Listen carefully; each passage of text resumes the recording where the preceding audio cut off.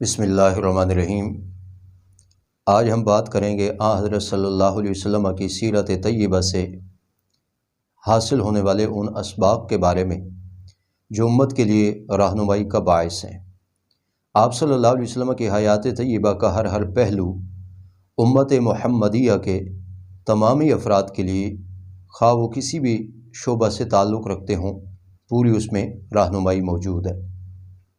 آپ صلی اللہ علیہ وسلم نے جب اعلانیہ تبلیغ شروع فرمائی تو آپ نے کوہ صفا سے پیغام اہل مکہ کو دیا، جس پیغام کے نتیجے میں رسول اللہ صلی اللہ علیہ وسلم کو اپنے سگا چچا ابو لہب گالیاں بھی دینے لگا اور اس نے آپ پر پتھر بھی پھینکے اور آپ صلی اللہ علیہ وسلم کی مخالفت کی۔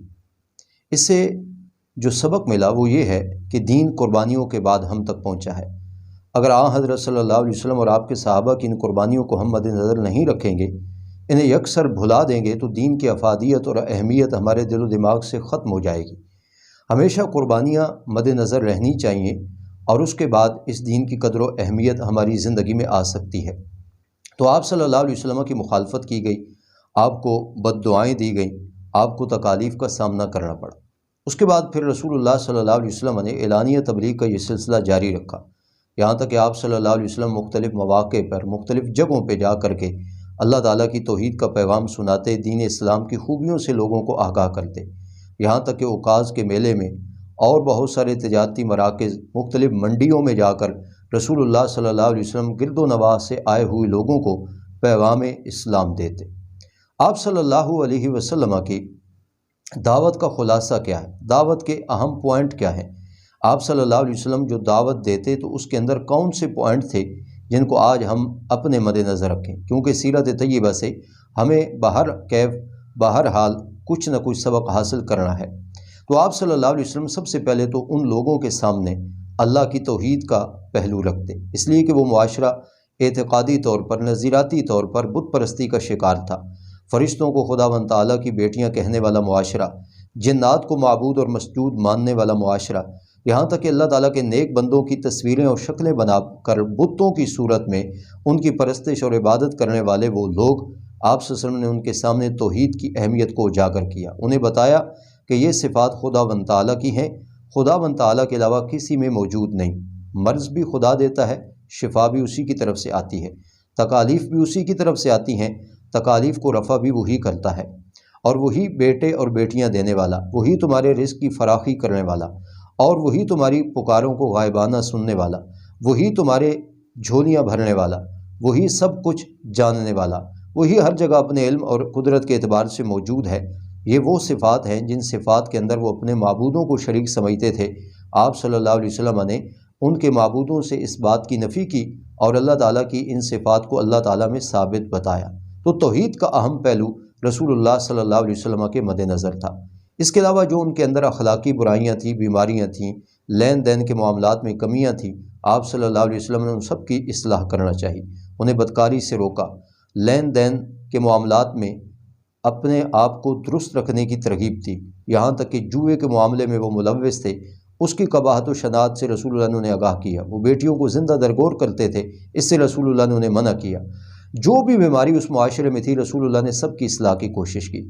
آپ صلی اللہ علیہ وسلم کی سیرت طیبہ سے ایک مبلغ اور ایک داعی کو یہ پیغام ملتا ہے کہ وہ جس معاشرے میں کام کر رہا ہے، جس علاقے میں کام کر رہا ہے، وہاں کے لوگوں میں جو کمزوریاں موجود ہیں، جو خامیاں موجود ہیں، نظریاتی طور پر، اعتقادی طور پر، یا معاملات کے اعتبار سے، یا اعمال کے اعتبار سے کہیں سستیاں ہیں، تو ان تمام خامیوں کو مد نظر رکھ کر کے ان اہل علاقہ کی ان بیماریوں کا علاج کیا جائے۔ یہ رسول اللہ صلی اللہ علیہ وسلم کی سیرت طیبہ سے ایک بہترین پہلو ہمارے سامنے آتا ہے۔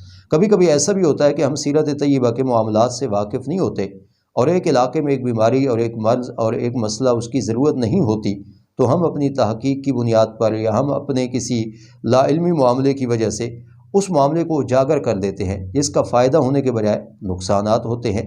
تو سیرت طیبہ سے یہ بات معلوم ہو رہی ہے کہ جس معاشرے میں آپ کام کر رہے ہیں، اس معاشرے کی بیماریوں پر آپ کی نگاہ ہو، خامیوں پر آپ کی نگاہ ہو، اور آپ اس کا بہترین حل لوگوں کے سامنے پیش کریں۔ بہرکیف رسول اللہ صلی اللہ علیہ وسلم کی تبلیغ کے اس معاملے میں بہت ساری مخالفتیں، تکالیف، مصائب کا آپ کو سامنا کرنا پڑا۔ ان لوگوں نے جناب نبی اکرم صلی اللہ علیہ وسلم کو اول وہلہ میں تسلیم نہ کیا، اس کی چند ایک وجوہات بھی ہیں۔ سب سے پہلی وجہ کہ آپ صلی اللہ علیہ وسلم کی نبوت و رسالت کے اعلان کے بعد وہ لوگ اس بکھیڑے میں پڑ گئے کہ آپ صلی اللہ علیہ وسلم تو انسان ہیں، بشر ہیں، ہم ہی سے مبعوث ہوئے ہیں، اور یہ کیسے ہو سکتا ہے کہ ایک انسان ہی اللہ کا نمائندہ بنے اور وہ باقی لوگوں کی رہنمائی کرنے لگے۔ آپ صلی اللہ علیہ وسلم کی بشریت کے بارے میں اور نبوت کے بارے میں وہ لوگ تردد میں اور شک میں مبتلا ہو گئے۔ اور یہ بات دھیان میں ڈال لیجیے، ان لوگوں کا نظریہ یہ تھا کہ نبوت اور بشریت جمع نہیں ہو سکتی۔ وہ آپ کو بشر مانتے تھے لیکن آپ کی نبوت کے منکر تھے۔ کچھ لوگ ان کے بعد آئے، انہوں نے بھی بشریت اور نبوت میں منافات مانی ہے، لیکن انہوں نے رسول آپ کو تسلیم کر لیا لیکن آپ کی بشریت کا انکار کر دیا۔ وہ کہنے لگے کہ رسول ہونے کے لیے نور ہونا ضروری ہے۔ تو یہ دونوں ایسے طبقے ہیں جن کو آپ صلی اللہ علیہ وسلم کی ذات گرامی کے بارے میں شک واقع ہوا ہے۔ وہ لوگ آپ صلی اللہ علیہ وسلم کو بشر جان کر آپ کی نبوت و رسالت کا انکار کر بیٹھے۔ یہ پہلی وجہ ہے رسول اللہ صلی اللہ علیہ وسلم کی مخالفت کی۔ دوسری وجہ یہ ہے کہ وہ لوگ جزا و سزا کے منکر تھے۔ وہ کہتے تھے بس یہ دنیا کا جہان ہے، اس کے بعد تو نہ دوبارہ اٹھنا ہے، نہ قیامت قائم ہونی ہے، نہ جزا و سزا ہے۔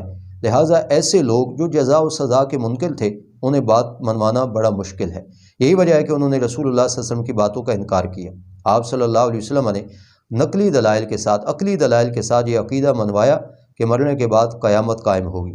آج بھی ہمارے معاشرے کو یہ گھن لگی ہوئی ہے، ہمارا پڑھا لکھا طبقہ بہت سارے حقائق کا انکار کر رہا ہے، جیسے اس میں عالم قبر، عالم برزخ اور اس کے بعد پیش آنے والے حالات، اس کو اپنی عقل کی پرکھ پر جان کر کے، پہچان کر کے وہ اس کا انکار کرتے دکھائی دے رہے ہیں۔ یہی وجہ ہے کہ عقیدہ قیامت مشکوک ہوتا جا رہا ہے، اور جن لوگوں کے ہاں عقیدہ قیامت مشکوک ہے وہی لوگ باقی دین کے معاملات سے بھی بیگانے ہو رہے ہیں۔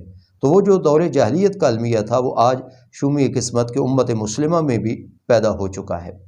تیسری وجہ یہ تھی کہ وہ لوگ طبقاتی تقسیم میں مبتلا ہو گئے تھے۔ انہوں نے کہا کہ بنی ہاشم اور ان کا ایک شخص اور وہ ہمارے لیے راہبر اور مقتدا بن جائے، ہم اس بات کو قطعاً تسلیم نہیں کرتے۔ وہ وڈیرہ شاہی اس کا دعویٰ کرنے والے اور اس معاشرے میں رہنے والے کہ جہاں چھوٹے اور بڑے کا امتیاز اور فرق پایا جاتا تھا، اس طبقے میں آ کر کے رسول اللہ صلی اللہ علیہ وسلم کی مخالفت پیدا ہوئی کہ ہم تو بنی ہاشم کے مخالف ہیں اور ہم آپ صلی اللہ علیہ وسلم کو اپنا راہبر اور مقتدا نہیں مانتے۔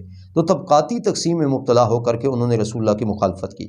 آج انبیاء کرام کے ورثاء، علماء کرام، ان کے ساتھ بھی کئی ایک علاقوں میں اور کئی ایک جگہوں میں طبقاتی تقسیم کی وجہ سے ہی لوگ مخالفت کرتے ہیں۔ لوگ کہتے ہیں ہم اس کی بات کیوں مانیں، یہ تو ہمارے سامنے پلا بڑا ہے، یہ تو ہمارے ہاتھوں میں بڑا ہوا ہے، اس کو تو ہم بیسیکلی جانتے ہیں، اس کو تو ہم خاندانی طور پر جانتے ہیں، اس کو تو ہم علاقائی طور پر جانتے ہیں۔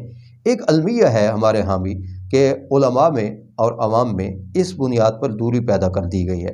تو یہ ایک بڑی پرانی بات چلی آ رہی ہے جو اس دور میں جناب نبی اکرم صلی اللہ علیہ وسلم کی مخالفت کی ایک وجہ بنی۔ اور اگلی بات کہ وہ لوگ آزاد منش تھے، نکاح کے معاملے میں کوئی تعداد ان کے ہاں متعین نہ تھی، وہ جس عورت کو بھی چاہتے بستر پر لے آتے۔ شراب نوشی ان میں عام تھی، جوا ان میں عام تھا، یہاں تک کہ وہ بیٹیوں کو زندہ درگور کرنے والے اور ہر معاملے میں آزاد منش تھے۔ جب ایسے آزاد منش لوگوں کو شریعت کے دائرے میں اور حدود میں لانا ہوتا ہے تو وہاں بہت ساری مشکلات پیش آتی ہیں۔ رسول اللہ صلی اللہ علیہ وسلم بھی ان کے پاس شریعت کے قوانین لائے، حدود لائے۔ آپ صلی اللہ علیہ وسلم نے فرمایا اب اس دائرے میں تمہیں رہنا ہے اور یہی اللہ تعالیٰ کی بندگی ہے۔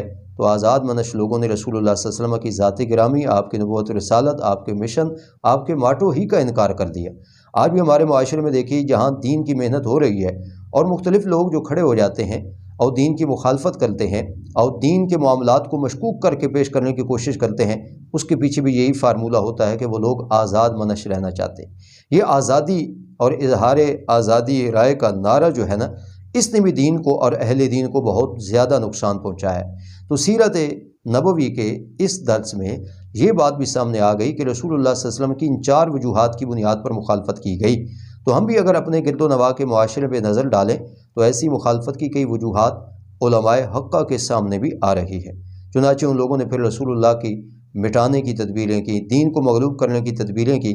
آئندہ کے دروس میں ہم ان تدابیر کا ذکر کریں گے جو دین اسلام کو اور داعی اسلام کو مٹانے کے لیے ان لوگوں نے کی۔ تو آپ صلی اللہ علیہ وسلم کی سیرت طیبہ کو پڑھنے کی ضرورت ہے، آپ کی حیات طیبہ سے سبق لینے کی ضرورت ہے۔ تو آج میں نے جو بات عرض کی ہے اس کا خلاصہ کہ آپ نے اعلانیہ تبلیغ کیسے فرمائی اور آپ صلی اللہ علیہ وسلم کی تبلیغ کے اہم پوائنٹ کیا تھے، اور آپ کی مخالفت کی یہ 4 وجوہات تھیں جس کی وجہ سے وہ لوگ آپ کے مخالف ٹھہرے۔